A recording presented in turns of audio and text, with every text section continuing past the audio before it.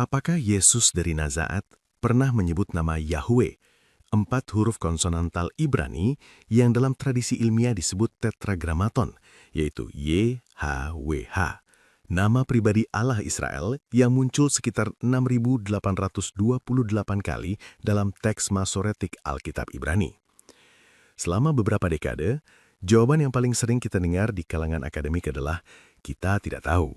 Pertanyaan ini bersifat historically indeterminate, artinya secara historiografis, bukti yang tersedia tidak cukup untuk menarik kesimpulan ke satu arah manapun.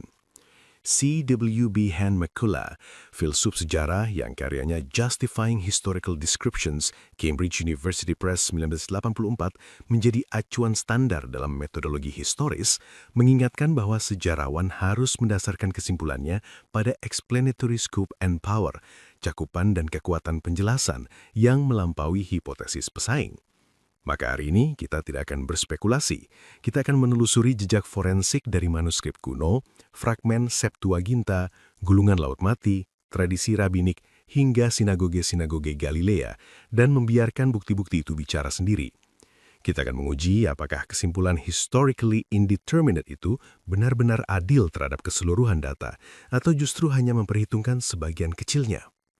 Mari kita mulai dengan memahami mengapa begitu banyak orang yakin bahwa Yesus tidak pernah menyebut nama Yahweh. Keyakinan itu bersandar pada 3 premis utama yang jarang diuji secara kritis. Premis pertama, absennya bukti dalam Perjanjian Baru.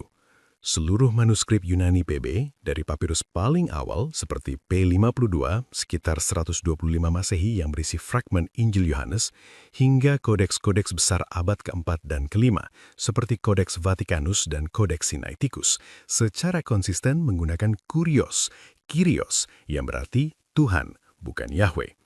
Tidak ada satupun varian tekstual yang memuat tetragrammaton. Bruce M. Metzger dalam karyanya The Text of the New Testament, Oxford University Press edisi keempat, 2005, menegaskan bahwa tradisi nomina sacra, penyingkatan nama-nama ilahi dalam salinan Kristen, sudah mapan sejak abad kedua Masehi. Dari fakta ini, banyak sarjana menyimpulkan bahwa Yesus sendiri tidak pernah mengucapkan tetragrammaton. Premis kedua, argumen Bapa. Yesus menurut catatan Injil menyebut Allah sebagai Abba, kata Aram yang berarti Bapa. Joachim Yeremias dalam karyanya yang berpengaruh, The Prayers of Jesus, SCM Press 1967, bahkan menyatakan bahwa sapaan Abba merupakan keunikan Yesus yang tanpa preseden dalam doa-doa Yahudi sebelumnya.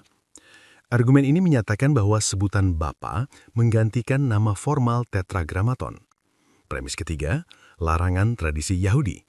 Ada anggapan luas bahwa tradisi Yahudi pada abad pertama sudah melarang keras pengucapan nama ilahi secara universal. Para penganut pandangan ini biasanya merujuk pada Philo dari Alexandria, The Vita Moses 2.114, dan Flavius Josephus dalam Antiquitates Judaicae 2.736 sebagai bukti bahwa penghindaran sudah signifikan. Tetapi, dan ini penting, apakah ketiga premis ini benar-benar bertahan ketika kita memeriksa bukti manuskrip pra-70 Masehi secara langsung? Sebelum kita memeriksa bukti-bukti itu, kita perlu memahami terlebih dahulu apa sebenarnya tetragrammaton itu secara filologis dari sudut pandang ilmu bahasa. Tetragrammaton terdiri dari 4 konsonan Ibrani, Yod, He, Wav, He.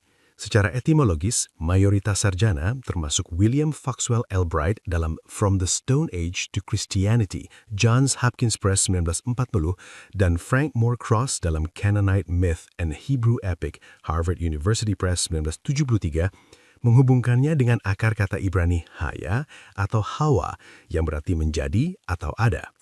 Pelafalan tepatnya memang hilang dari rekaman sejarah karena tulisan Ibrani kuno tidak mencantumkan huruf vokal. Namun, pelafalan itu bukan misteri total. Ada 3 sumber utama yang merekam jejak vokalnya. Pertama, Clemens dari Alexandria, bapak gereja yang menulis sekitar tahun 180 Masehi, mencatat pelafalan Yahweh dalam karyanya Stromata, buku ke-5, bab 6. Kedua, Theodoret dari Kirus, seorang teolog abad ke-5, mencatat bentuk Iabe dalam Questiones in Exodus, pasal 15. Dan ketiga, dan ini yang paling awal, Papyrus 4Q120 dari Gua-Gua Qumran bertanggal abad pertama sebelum Masehi diterbitkan oleh Patrick Skihan dalam Supplements to Vitus Testamentum 1957 menuliskan nama itu dalam transliterasi Yunani sebagai Iao, Iao. Mengapa ada variasi? Jawabannya bersifat fonologis. Bahasa Yunani tidak memiliki konsonan Y, konsonan H kecuali dalam bentuk rough breathing, yaitu tanda aspirasi berupa huruf kecil yang berbentuk melengkung yang ditaruh di atas vokal awal kata, dan juga tidak memiliki bunyi W atau V. Maka para penulis Yunani menyesuaikan sebisa mungkin dengan perangkat fonetik yang mereka miliki.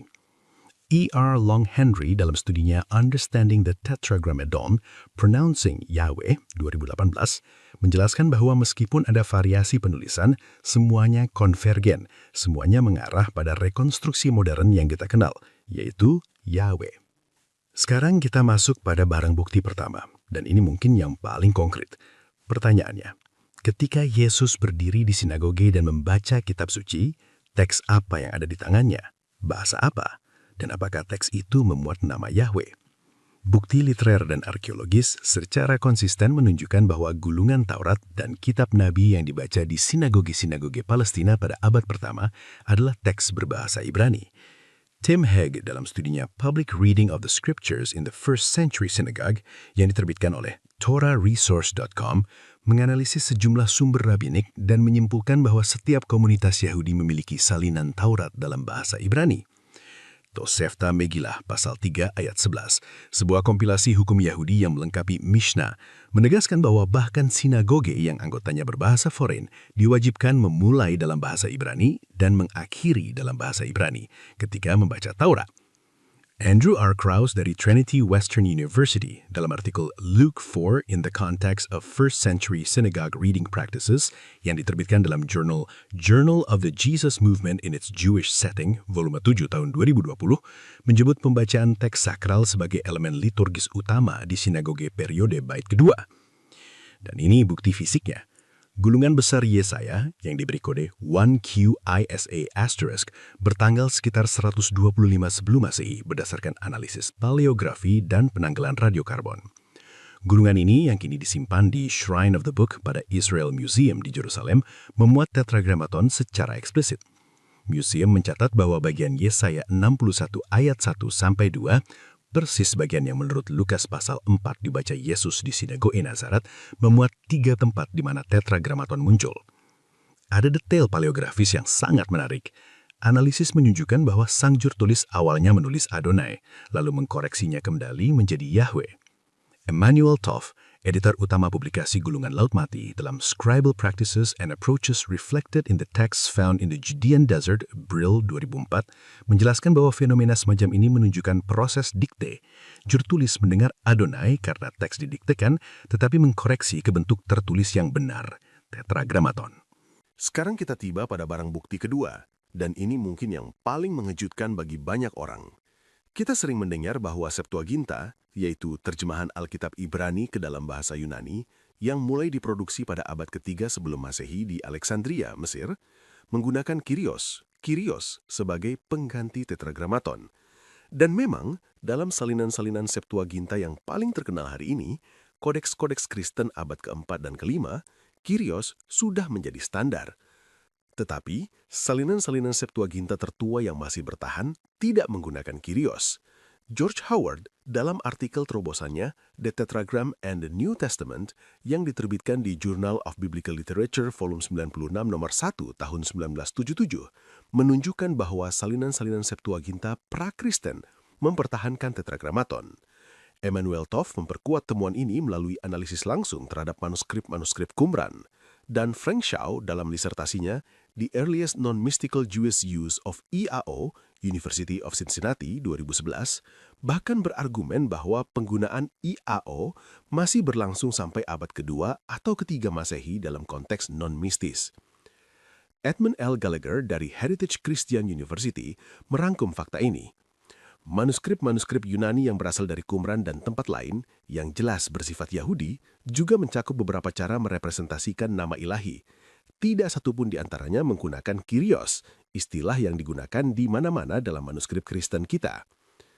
Contoh yang paling dramatis adalah gulungan nabi-nabi kecil dari Nahal Hefer yang diberi kode 8-Hef-12-GR.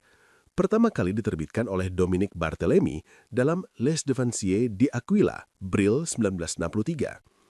C.H. Roberts menempatkan tanggalnya pada kisaran 50 sebelum Masehi hingga 50 Masehi. Artinya, gulungan ini mungkin ditulis pada masa hidup Yesus sendiri.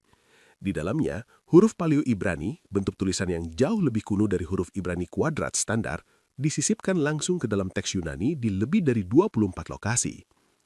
Papirus Fowat 226b yang menyimpan bagian ulangan pasal 10-33 dalam terjemahan Yunani bertanggal abad pertama sebelum Masehi menuliskan YHWH dalam huruf Ibrani kuadrat di tengah teks Yunani, dan Papirus 4Q120 menuliskannya sebagai IAO. Kesimpulannya bersifat a fortiori, istilah logika Latin yang berarti dari yang lebih lemah ke yang lebih kuat. Jika terjemahan Yunani saja masih mempertahankan tetragramaton, apalagi gulungan Ibrani asli yang digunakan di sinagogi Palestina. Penggantian ke Kyrios baru menjadi standar pada pertengahan abad kedua Masehi, dalam salinan-salinan yang diproduksi oleh penyalin Kristen, bukan Yahudi. Pada abad pertama, tidak ada teks Alkitab, baik Ibrani maupun Yunani, yang menghilangkan nama YHWH. Tetapi, tentu saja ada yang akan bertanya, baiklah, nama itu tertulis, tetapi apakah orang benar-benar mengucapkannya? Bukankah semua orang Yahudi otomatis mengganti YHWH dengan Adonai saat membaca? Pertanyaan ini membawa kita pada data kuantitatif, dan disinilah banyak asumsi populer mulai meruntuhkan. Rolf J. Furuli, sarjana bahasa Semit dari Universitas Oslo, dalam studinya The Tetragram in Hebrew Sources in BCE and the First Century CE 2018, melakukan analisis komprehensif terhadap seluruh sebutan ilahi dalam 81 dokumen non-biblikal dari gulungan Laut Mati. Non-biblikal artinya bukan salinan kitab Alkitab, melainkan tulisan-tulisan orisinal komunitas Qumran, seperti peraturan komunitas, pujian, dan teks-teks sektarian. Hasilnya, Tetragramaton YHWH muncul 352 kali, sementara Adonai hanya 73 kali. Rasionya hampir 5:1. Jika Adonai benar-benar sudah menjadi standar pengganti universal di abad pertama, mengapa ia hanya muncul 1/5 frekuensinya dalam dokumen-dokumen yang ditulis oleh komunitas Yahudi yang sangat taat? Komunitas yang bahkan lebih ketat daripada arus besar Yahudi. Furuli sendiri menyimpulkan, pandangan bahwa Adonai digunakan sebagai pengganti YHWH pada periode sebelum Masehi dan abad pertama Masehi tidak memiliki dasar sama sekali. Larry Hurtado, Profesor Emeritus Bahasa, Literatur, dan Teologi Perjanjian Baru dari Universitas Edinburgh, salah satu pakar terkemuka dalam studi keagamaan Kristen mula-mula, dalam tulisannya Writing and Pronouncing the Divine Name in Second Temple Jewish Tradition 2014, memperkuat gambaran ini. Hurtado menulis, di satu sisi, jelas bahwa menjelang akhir periode Bait Suci kedua, ada dalam jumlah banyak orang Yahudi suatu penghindaran yang tampaknya semakin bertumbuh. Di sisi lain, data lain menunjukkan bahwa sebagian orang Yahudi tampaknya terus mengucapkan YHWH. Perhatikan frase kuncinya, semakin bertumbuh.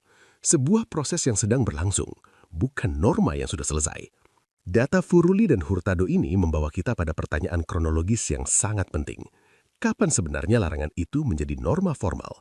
Dan jawabannya, ketika kita menelusuri sumber-sumber rabbinik secara teliti, ternyata mengejutkan. Pada tahun 30 Masehi, masa pelayanan Yesus, praktik masih beragam. Tidak ada satu otoritas terpusat pun yang memberlakukan larangan menyeluruh. Bait suci di Yerusalem masih berdiri, dan Mishnah, Sotah, pasal 7 ayat 6, teks hukum Yahudi yang meskipun dikodifikasi sekitar 200 Masehi oleh Rabi Yehuda Hanasi, memuat tradisi-tradisi yang jauh lebih awal, membedakan secara eksplisit antara dua konteks. Di Bait Suci, nama ilahi diucapkan Kihtafo, sebagaimana tertulis. Di provinsi, artinya di luar Bait Suci, diucapkan Bekinuyo, dengan penggantinya. Ini membuktikan bahwa sampai 70 Masehi, pengucapan vokal YHWH masih berlangsung secara resmi, at least dalam konteks kultis. Lalu datanglah kehancuran Bait Suci tahun 70 Masehi oleh Legiun Romawi di bawah Titus. Ini adalah titik balik. Tanpa Bait Suci, konteks resmi pengucapan nama ilahi lenyap. Tetapi bahkan setelah itu, proses formalisasi larangan berjalan lambat.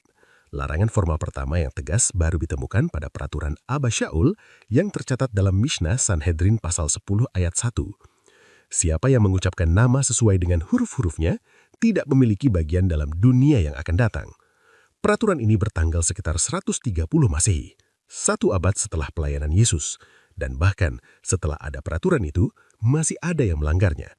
Talmud Babilonia, Traktat Avodah Zarah 17b sampai 18a mencatat bahwa Rabi Hanina ben Teradion sekitar 135 Masehi dieksekusi oleh otoritas Romawi justru karena dia mengucapkan nama itu sebagaimana tertulis. Menarik pula apa yang dicatat Talmud Yerusalem, bahwa larangan pengucapan pernah dipaksakan oleh Antiochus IV Epiphanes, penguasa Seleucid yang mendesakrasi bait suci pada 167 sebelum Masehi. Tetapi setelah kemenangan pemberontakan Hasmonean, pengucapan nama itu justru dipulihkan. Ini menunjukkan bahwa larangan itu berasal dari tekanan politik asing, bukan dari perintah Taurat. Kita tidak bisa menghakimi sejarah abad pertama dengan aturan Rabi abad kedua. Sekarang kita beralih pada dimensi yang sama sekali berbeda. Bukan lagi tentang manuskrip, melainkan tentang siapa Yesus sebagai agen sejarah. E.P. Sanders, dalam karyanya yang menjadi tonggak, Jesus and Judaism, Fortress Press 1985, menunjukkan pentingnya memahami Yesus dalam konteks Yahudisme abad pertama, tetapi juga sebagai figur yang secara aktif menantang elemen-elemen tertentu dari praktik keagamaan zamannya. Dan di sini kita perlu bertanya, apakah karakter Yesus, sebagaimana tercatat dalam sumber-sumber kita, konsisten dengan seseorang yang tunduk pada larangan rabbinik yang tidak memiliki dasar dalam Taurat tertulis? Markus pasal 7 ayat 6-13 mencatat pernyataan Yesus yang sangat eksplisit. Kamu mengabaikan perintah Allah dan berpegang pada tradisi manusia. Kata yang digunakan dalam teks Yunani adalah paradosis ton anthropon, tradisi manusia. Istilah teknis yang merujuk pada apa yang dalam tradisi Yahudi berkembang sebagai hukum lisan atau dalam bahasa Ibrani Torah Shebe Alpeh, yaitu peraturan-peraturan yang bertumbuh di luar teks tertulis Taurat Musa. Yesus membedakan secara tajam antara perintah Allah, yaitu Taurat tertulis yang otoritatif, dengan tradisi manusia yang bisa ditolak jika bertentangan. Dan inilah pertanyaan krusialnya. Adakah perintah dalam Taurat yang melarang pengucapan nama YHWH? Jawabannya, tidak. Perintah ketiga dalam Keluaran 20 ayat 7 menggunakan kata Ibrani lashav yang berarti dengan sia-sia atau untuk tujuan kosong. Perintah itu melarang penyalahgunaan, bukan pengucapan per se. Sebaliknya, banyak ayat yang secara aktif memerintahkan penyebutan nama YHWH. Mazmur 105 ayat 1. Bersyukurlah kepada YHWH, serukanlah namanya. Ulangan 32 ayat 3, aku akan memasyhurkan nama YHWH. Dan yang paling eksplisit adalah Keluaran 3 ayat 15, di mana YHWH sendiri berfirman, inilah namaku untuk selama-lamanya, Leolam, dan inilah sebutanku turun-temurun, Ledor-dor. Jika Yesus melanggar tradisi Sabat demi kebenaran, jika ia menentang aturan ritual mencuci tangan yang bukan perintah Taurat, maka sangat tidak konsisten jika ia justru tunduk pada penyensoran nama Bapanya, sesuatu yang jelas-jelas bertentangan dengan perintah Taurat itu sendiri. Sekarang kita perlu menangani argumen yang mungkin paling sering dilontarkan. Yesus menyebut Allah sebagai Bapa, bukan YHWH, jadi ia memilih untuk tidak menggunakan tetragramaton. Kedengarannya masuk akal, tetapi begitu kita menelusuri teks-teks Perjanjian Lama, argumen ini runtuh karena mengandung apa yang dalam logika disebut kategori error, kekeliruan kategori. Artinya, argumen ini mencampur adukan dua hal yang berbeda jenisnya, seolah-olah mereka berada dalam satu kategori yang sama. Bapa dan YHWH bukan dua entitas yang saling eksklusif. Bapa dalam bahasa Ibrani Ab, dalam bahasa Aram Abba, adalah sebuah gelar relasional. Ia menggambarkan hubungan antara Allah dan umatnya. Sedangkan YHWH adalah nama pribadi, nomen proprium. Ia mengidentifikasi siapa pribadi itu. Bayangkan seorang anak yang menyebut ayahnya Papa di rumah. Itu tidak berarti ia tidak pernah menyebut nama ayahnya. Itu hanya berarti ia menggunakan gelar relasional dalam konteks tertentu. Dan teks-teks Perjanjian Lama sendiri membuktikan bahwa yang disebut Bapa itu adalah YHWH. Dengarkan Yesaya 63 ayat 16. Engkaulah ya YHWH, Bapa kami, penebus kami, itulah namamu sejak dahulu kala. Dalam satu ayat ini, tiga sebutan muncul untuk pribadi yang sama. YHWH, nama pribadi, Bapa, gelar relasional, penebus, gelar fungsional. Lalu Ulangan 32 ayat 6, bukankah ia YHWH Bapamu? Dan Yesaya 64 ayat 8, tetapi sekarang ya YHWH, engkaulah Bapa kami.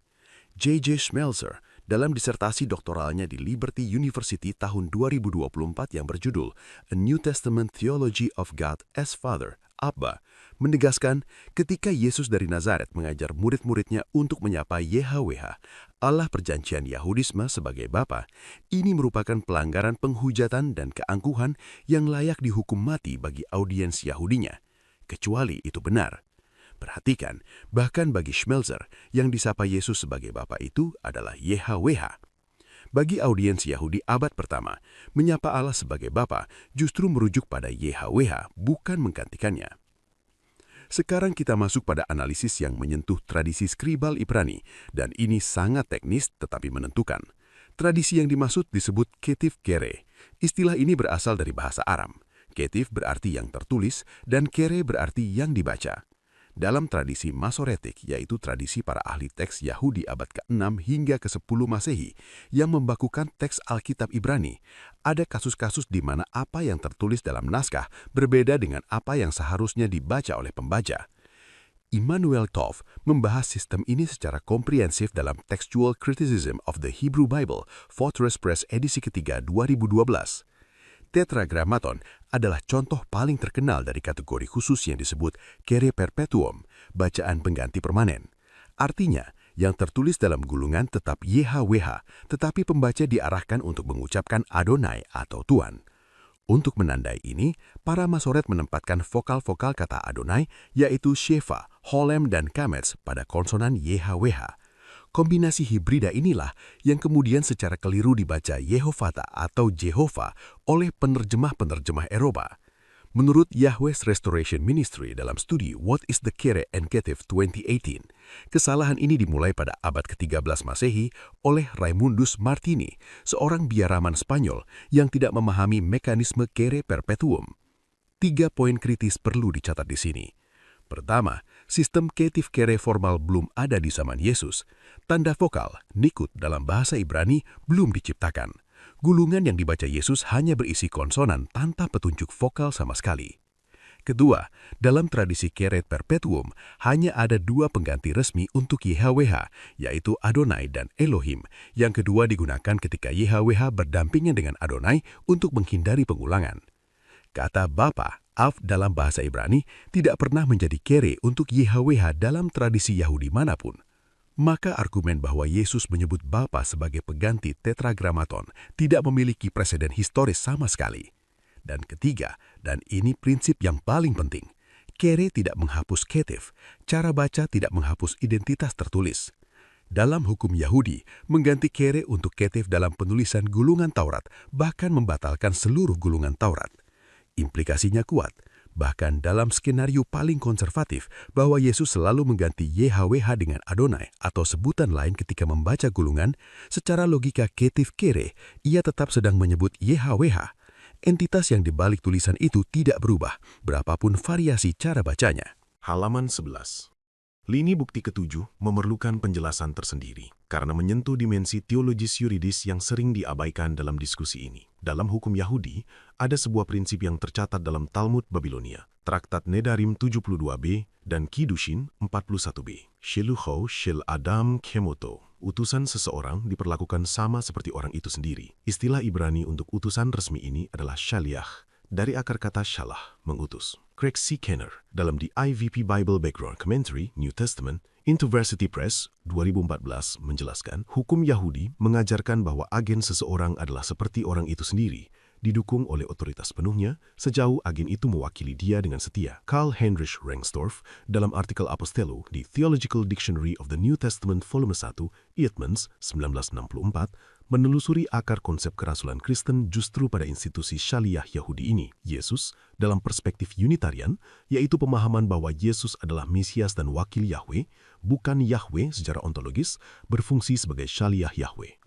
Dan tugas utama seorang syariah adalah merepresentasikan otoritas dan identitas pengutusnya. Musa adalah syariah Yahweh, dan ia jelas mengucapkan nama itu. Para nabi, Yesaya, Yeremia, Yezkiel adalah para syariah Yahweh, dan mereka membuka pesan mereka dengan formula Ko Amar Yahweh, Demikianlah firman Yahweh. Jika Yesus adalah syaliah yang lebih agung dari Musa, sebagaimana diargumentasikan oleh penulis surat Ibrani pasal 3 ayat 1-6, maka menyembunyikan nama pengutus justru merupakan kegagalan misi. Yesus sendiri dalam Yohanes 17 ayat 6 dan 26 menyatakan, "Aku telah menyatakan namamu kepada orang-orang yang engkau berikan kepadaku, dan Aku telah memberitahukan namamu kepada mereka." Kata Yunani phanero yang digunakan di ayat 6 secara teknis berarti membuat terlihat sesuatu yang sebelumnya tersembunyi. Seorang agen resmi yang menyatakan nama pengutusnya, yang membuat nama itu dikenal, yang menyingkap apa yang sebelumnya tersembunyi, menurut definisinya sendiri menyebut nama itu.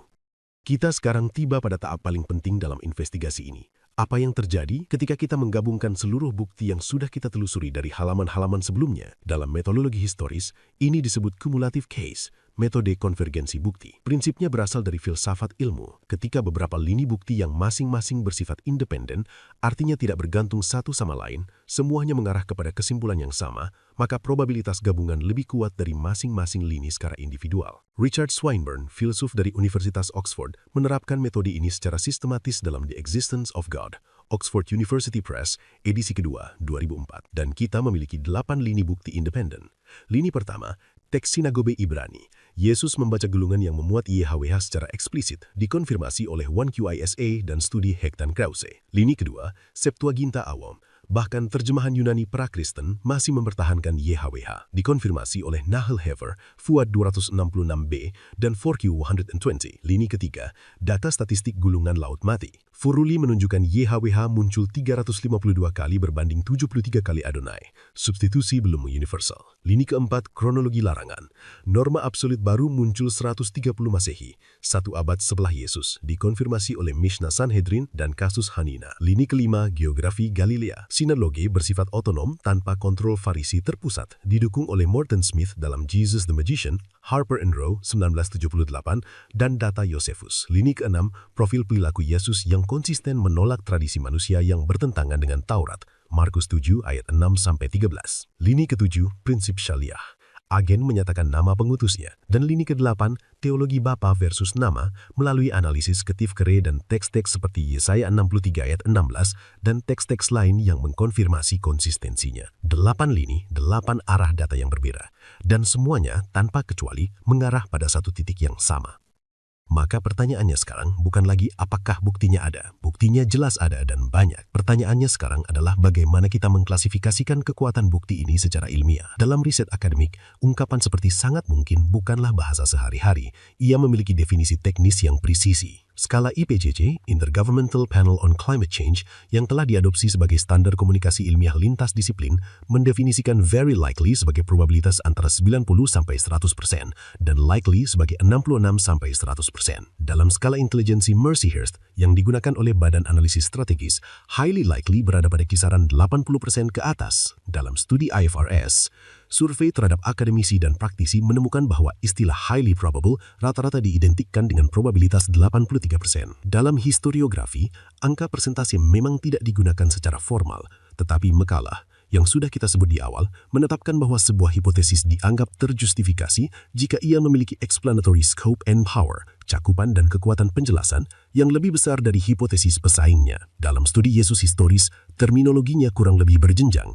Virtually certain untuk peristiwa-peristiwa yang nyaris tak terbantahkan, misalnya jatuhnya Yerusalem tahun 70 Masehi. Highly probable untuk kesimpulan dengan bukti konvergens sangat kuat dan hipotesis alternatif yang sangat lemah, seperti pembaptisan Yesus oleh Yohanes dan penyalibannya di bawah Pontius Pilatus. Probable untuk kesimpulan yang lebih mungkin benar daripada salah, tetapi dengan ruang alternatif yang lebih lebar, dan historically indeterminate untuk kasus di mana bukti tidak cukup condong ke arah manapun.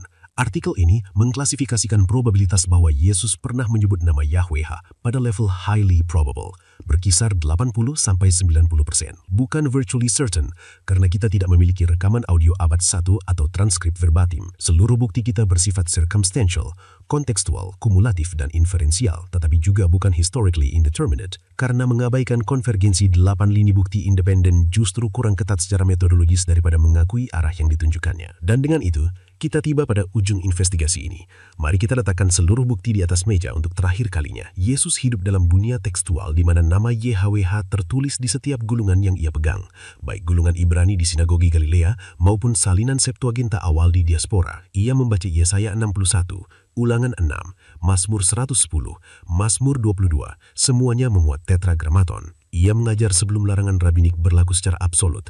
Abba Shaul baru menerbitkan peraturannya 100 tahun kemudian, dan bahkan pada saat itu pun masih ada yang melanggarnya. Ia secara konsisten menolak tradisi manusia yang bertentangan dengan Taurat, Markus 7 ayat 6-13, dan sebagai syariah, utusan resmi Yahweh, menyembunyikan nama pengutus bukan hanya tidak logis, melainkan bertentangan dengan misinya sendiri. Verdiknya, highly probable.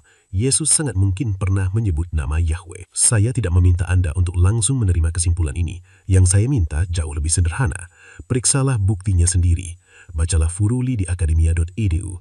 Bacalah Hurtado di blog akademiknya larryhurtado.wordpress.com. Periksalah gulungan Nahal Hever yang diterbitkan Bartolomeu. Telusurilah kronologi Mishnah. Bandingkan data kuantitatif gulungan laut mati dengan asumsi-asumsi yang selama ini diterima begitu saja. Dan kemudian, setelah Anda melakukannya, putuskanlah sendiri. Apakah kesimpulan historically indeterminate masih memadai, ataukah bukti-bukti itu sesungguhnya berbicara lebih lantang daripada apa yang selama ini kita kira? Terima kasih telah mendengarkan. Sampai jumpa di episode berikutnya.